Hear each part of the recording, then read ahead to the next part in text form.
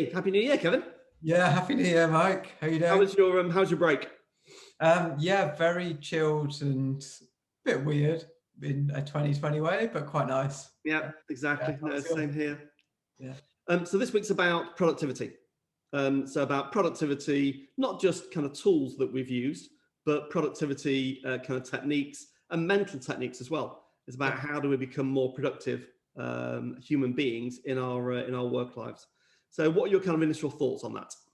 Yeah, I think there was a quote that I was trying to look up ahead of this. I couldn't find it, unfortunately, but it was someone that was talking about how everyone that runs a business is kind of more, really, it's about how do you become a more productive version of yourself, and like how do you manage, whether it's running a business, being a, I think there's a lot of comparisons to sports as well. Um, but I think like what you're doing is really important to get the best out of your environment, everything that you're striving towards. And I think even productivity potentially is the wrong word, because I think sometimes productivity can be how do you get as much achieved in one day as possible. And I don't know about you, but I definitely have had a lot of days in 2020 for sure, but just in general across the past where I feel like I've done 100 things in one day and feel like I've achieved nothing. And I've had other Yeah, days where I feel like I've nailed one thing and just done it perfectly and feel like I've really accomplished something that's moved forward against where I feel like I'm doing. So I think again, it's how do you prioritize is probably maybe the starting point. And then from there, actually, how do you make the best out of your time and think about how, when do you work at your best? Not all hours are equal, and I mean, protecting that interesting. time to do more of it. I mean, interesting kind of if you look back to the old manufacturing days, productivity wasn't about activity. Productivity is basically out. I mean, like it's like an energy equation. It's Yeah, the output divided by the input. You correct. know, Yeah, and what you can find is that an awful lot of activity happens, and people think they're being productive. yeah, No, all that counts is what's the outcome or what's the output. yeah. Otherwise, you're just a busy fool. Exactly, and I think that's why, I mean, we've spoken before about kind of things like hourly rates, and to me, if you're paying me an hourly rate, yesterday was a good idea. I felt like I got a lot done and was just in the zone. If you'd have Yeah, paid me an hourly rate yesterday, I could probably feel like I could happily justify pay me £1,000 an hour and I will get it done. I have other exactly. days where it's like, you shouldn't pay me 10 quid an hour because what I'm doing, I'm just not with it and I'm not kind of in the zone, or I'm tired, and it's like, well, yeah, it's a bit of a slog. So I think if it's more about the output, I mean, not to switch this into a pricing conversation, I think that's a whole separate topic, but It is. Yeah. from an output perspective of what you're doing and how productive you are, how do you protect that time? And sometimes it's working less in order to do those £1,000 an hour tasks, as opposed to trying to do as many £10 an hour tasks as you can possibly fit into the day. Absolutely. I mean, yesterday interesting, maybe the stars were aligned, Kevin. Yesterday, I had an amazingly productive day working on a piece of client work. I Yeah, was reviewing their sales process, their sales stages, the weightings of those stages, the criteria to pass between stage, recommendations to improve how they run their sales process, which will boost their revenues and right. improve their close rate. It was a very productive day Yeah, because I just carved that day out. I mean, I tried to get in contact with a friend of mine this week and said, let's have a 30-minute Zoom call about a piece of new business. So this is a new business meeting. yeah, And he said, it's not his fault. He said, I've got 9 Zoom calls today. I can't do it. yeah. And there's a good example of that. For him, that can't be productive. He's losing opportunity because his diary is full. I've seen this happen quite a lot with CMOs, and I've managed to get in CMOs' diaries for 15 minutes. And it's always good to get that attention. But what I've realized from that is that's their day, and Yep. every single day. And yes, it's up to me to make that 15 minutes as impactful as possible and to go back the next time and obviously keep that going. But from their perspective, they don't have time to even think about that meeting because they're straight on to the next one that it's just been and gone. And Exactly. I do feel like that could be holding back a lot of companies. Certainly when I think about my own time, Yeah. I've started protecting my day. So like Friday is a good example of I typically have less meetings. Same here. Wednesday afternoons, I've started to block off and actually not work. I've used that as a almost like the old university style Wednesday sports day. That's Like, right. Wednesday afternoon sports day. Yeah. and I've just gone for a run and switched off, and I'll come back so much fresher for it. Might do a bit of work in the evening, but Exactly. certainly by Thursday morning, I feel like it's Monday morning again. I'm ready to go again, as opposed to getting towards the end of the week and feeling knackered. So I think that's a great tip. I think that breaking the week up, Wednesday afternoon, going for a run, going for a cycle, doing some exercise for a couple of hours, and then kind of like recharging the batteries. I think that's a great idea. And also, just certainly through winter lockdown, it's dark. So I've gone for some walks. I did it last night. It's freezing. It's like -2, freezing cold. Went for a walk. It's not fun. I would much rather, even if it's cold, I'd much rather go out in the daylight and enjoy actually seeing where I'm going, as opposed. And then work in the evening. Exactly.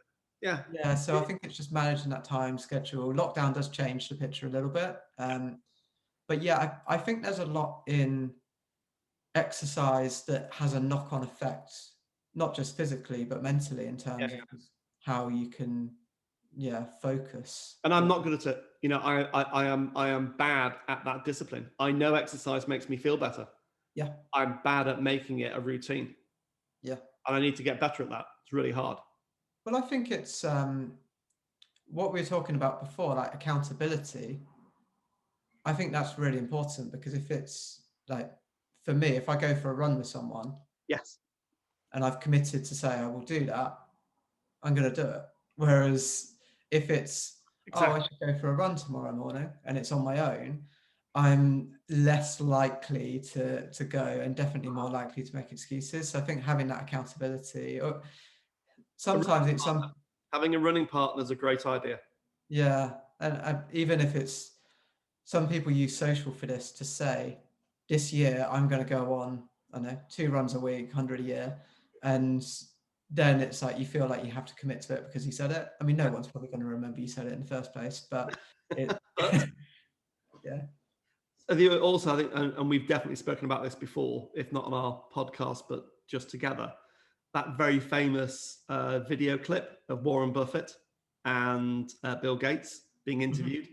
Yeah. And the interviewer says to Bill Gates, "What's your diary like?" And he gets his phone up and he looks at his electronic diary and it's full. Yeah. And then says to Warren Buffett, "What's yours like?" And Warren Buffett opens up his paper, kind of like moth torn edges diary, and it's empty. And the guy says, "What on earth?" He says, "Yeah, I read a lot." And it's like, okay, so the richest man in the world has an empty diary. Yeah. Okay. That probably tells us something about his priority is reading and understanding. Yeah. And thinking. Yeah. It's not filling your diary with activity. And the richest man in the world can afford to pay people to do the meetings that he doesn't want to do. And getting him, I think he had one meeting in the diary, and he said, "If you ask me for a meeting 6 weeks ahead, I will refuse you. If it's really important and it affects our shareholders, our customers, I'll do it today. If it's really important." I think that's a good tip, though, in terms of productivity. For me, if we go back to how do you spend your time on the £1,000 an hour tasks and not the £10? It's how do you then start to knock off some of the things that you don't want to do, or that is kind of more trainable. So even I went through a process of this in London, where it's like, okay, well, I'm going to hire a cleaner, have a virtual PA, have a personal trainer, and like that's more for accountability than anything. But I think like doing the things that I know anyone else could do, that seems worth spending money on, because it frees up your time to do the stuff that is more important. And equally, it might not even be that you use that time for something that's more important. It could be that you just take a break, because then you come back fresher. And I think just having that time blocked out in the diary, I've started to block out mornings and um, try to protect my time from meetings. And it doesn't work 100% of the time, but at least if I try to say, I can take calls, like you mentioned, you use Calendly Exactly. to set up meetings. And I do the same, but I do it for, I think it's like 3 or 4 different afternoons in a week, maybe 3. And then I've got a couple of days where I try to protect as more thinking time as opposed to kind of just being on calls. And otherwise I end up making promises that I can't commit to. That's right. I mean, as a productivity tool, I would say last year, Calendly as a tool was probably the biggest thing I did, which when I first thought about doing it, is like, wow, I'm opening my calendar up to someone else and they can book when they like. And as a person that likes to control things, that doesn't feel good. But once you do it, it's really liberating because you can obviously set Calendly up so that you define when people can book slots. And actually, when I've looked at it, because I've set up Calendly, probably like you have, very rigorously. When you look at actually the availability that you give people, it's not that much because you block out time. Yeah. You block out time for thinking or for doing client work or for marketing work or strategy work, then you can limit when they can book. Yeah. True. And the booking's easy. The old days of emailing backwards and forwards, trying to set up meetings or having a PA do it, you just don't need it. No, you don't. Yeah, I think the PA helps when it's, can you book a restaurant for lunch and all those sorts of things. But And if where it, you've got 10 people for a meeting in a yeah, venue, yeah, sure, that's more complex. but you're right. If it's a one-on-one video conference, then no, not at all. It's easy. And what about some of the, I mean, obviously, probably a lot of our listeners would be very interested in productivity tools, SaaS-based tools. As an agency, what have you found are the best kind of tools for productivity for the agency?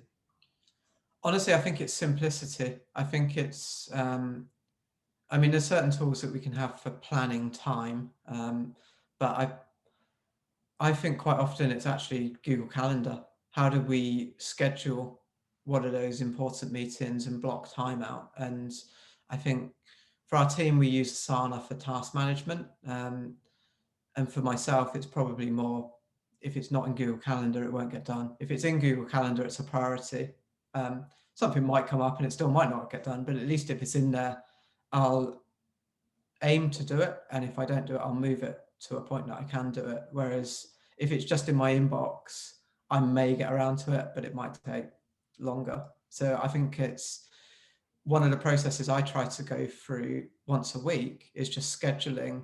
If I've made commitments or if we've got a pitch coming up and I need to just block out some time to prepare for it, how do I put that in within a much advanced notice as I can? Yeah. And try to make it happen, because otherwise, and I've definitely done this the hard way in a lot of cases in the past, I'll leave things to the last minute, and then it's too late. And to be honest, I'm quite good under pressure and I don't mind working that way, but trying to do that as a team is a bit of a nightmare. I mean, again, productivity theme. When I talk to clients about negotiation skills and negotiation training, one of the biggest factors that will improve the outcomes of your negotiations, i.e. better commercial negotiations for you as an agency, is preparation. The number one factor, well over half the value in a negotiation comes from your ability to prepare. So if from a productivity point of view, if you're rushing to a meeting, a client meeting, and you haven't thought about it and you haven't prepared, the outcome will be far poorer than if you'd carved out that half an hour before, day before, even like the morning before the afternoon meeting. Yeah. You'll get a much, much better outcome. Yeah, absolutely. I think that makes sense. And it's about, for me, it's definitely about simplicity more than how do I fill my days with non-stop 15-minute meetings. To me, that's what drains me, is if I've got too much. And I've had too many of those days. Last year, I've had 7 to 9 Zoom calls, and it's just draining. It's draining, certainly when you do that, not just on a one-off day, but when you do that across the week and then across the month, it's way too much. And it's not serving your audience. The people you're on that call with, they're probably doing the same. And the quality of those meetings as the day goes on gets weaker. Yeah. It Yeah. has to. Yeah. Yeah. So I think definitely for me, one of the big tips is blocking out time. I've had, since I did the Cranfield course 18 months ago, I've had this sat on my desk. What on earth's that? Um, Poison dart frog. yeah, exactly. But it's from the concept of eat that frog. So it's like, if that's on my desk, every morning I know I need to eat that frog, which is doing sometimes it's a difficult or a hard thing that you don't want to do and you're putting off, but it's the most important thing that once you've eaten that frog, you've had a good day, and then you can do all the other stuff afterwards. And I definitely feel there's times where I'm just like, I'm just going to start with my emails, and then once I'm done with that, I'll put together that proposal. And actually this flips it on its head and say, just get the proposal done. And actually, if that's all you do today, Yeah. you win a new client, then you probably had a much better day than doing all of the massive tip. And I know just I'd reinforce that, is I know when I get up in the morning and I come to my desk, I'm at my desk normally about 8 o'clock. If I start doing my emails, but I've got 2 things in the day I have to get done, by 6 o'clock, I won't have done those 2 things. Yeah. Because I'll just answer emails. And they won't be very useful, and people will feel good that I've answered the emails, but it's not what I set out to do that day. Yeah, and there's another, I had this weird productivity feeling a lot last year when I'm on flights, which was, oh, I've got a flight on Friday, so I'm going to leave my inbox and I'll just deal with it all on the flight. And then I have this flight and I've literally replied to like 50 emails in a 2-hour flight or something. Yeah. Feel really productive. And then I'm like, oh, that's great. I've got nothing here.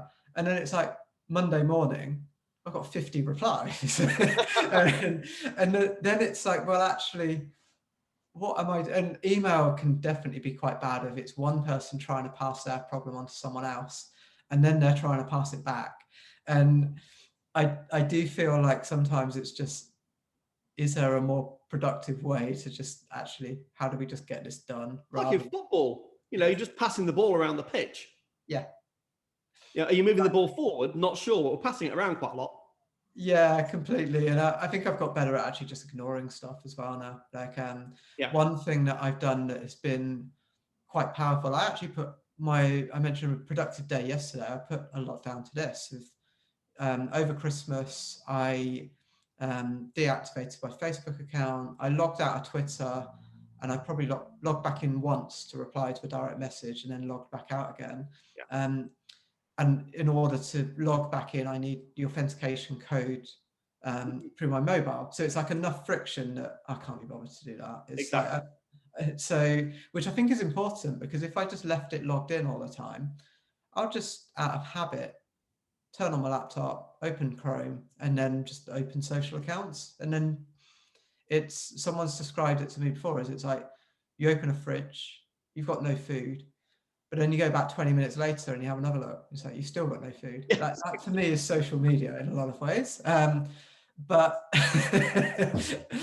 I get the benefits of social media as well. I think there's balance, but I definitely felt like last year I'm just consuming content, and a lot of it's quite negative on social. And actually, I think just distracting myself from, or removing the distractions that I have, and being able to focus on the stuff that's most important, I've seen already quite big benefits from that, because then it's I like the phrase JOMO. So rather than FOMO, of fear of missing out, it's the joy of missing out. And I definitely get that. And I think a lot of productivity is, where do you waste time, and how do you replace that with something that's more productive? Yeah. And I think the place to start, so kind of like end of the podcast, really.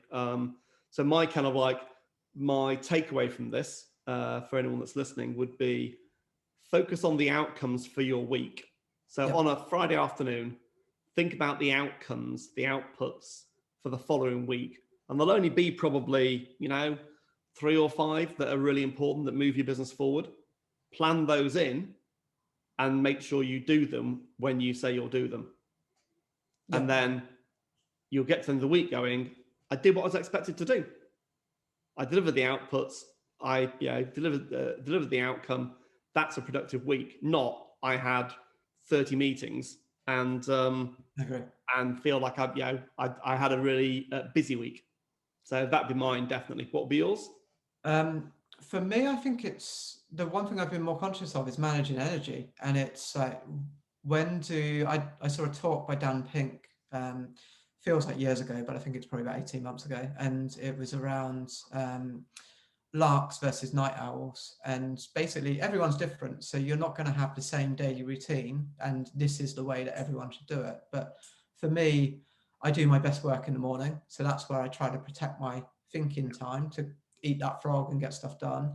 I have a bit of a lull in the afternoon, so that's where I might do some emails, maybe some calls, maybe just take a break and go for a walk and like switch off for a little bit. And then I have a bit of a second wind kind of late afternoon, early evening. So managing my energy around when I know I'm at my best has been really important. And I think then just kind of how do I break that up with, like I mentioned, going for a run, even blocking out time. One thing I did last week, being the last week of December, is for 2021, I booked off 1 week for every quarter.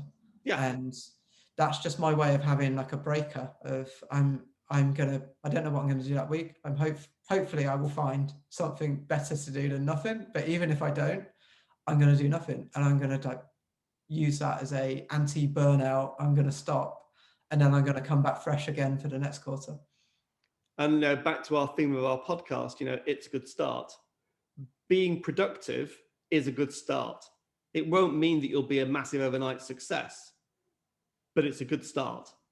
Yeah, and I think a point to end on is something that you said to me, which is kind of enjoy the journey towards a destination, and that's exactly what we're talking about. Yeah. Enjoy that day, enjoy that week, but know where you're trying to get to, so that when you look back quarter by quarter, year by year, you've moved the needle towards where it is you're trying to get to as that kind of end game or final outcome. Very good. Great to talk as always. Look forward to the next one. Yeah, great. Thanks, Mike.